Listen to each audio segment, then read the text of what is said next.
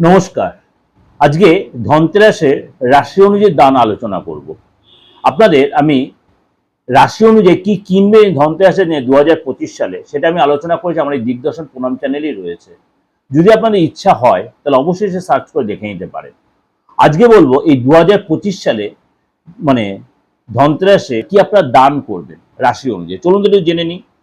কন্যা রাশির লোকেরা এই দিন আপনি শাকসবজি দান করতে পারেন, আনাজ দান করতে পারেন, আলু দান করতে পারেন, আপনি কোনো সবুজ কোনো শাকসবজি দান করতে পারেন, এমনি চাল দান করতে পারেন, বেসন দান করতে পারেন, ছোলা ডাল দান করতে পারেন, এইসব আপনি দান এবং আপনি সর্ষের তেল দান করতে পারেন এবং আপনি যদি ঝাড়ু দান করতে পারেন, ঝাড়ুটা আপনি কিন্তু কারণ মানুষকে দান করবেন, আপনি কোনো মন্দিরে দান করবেন।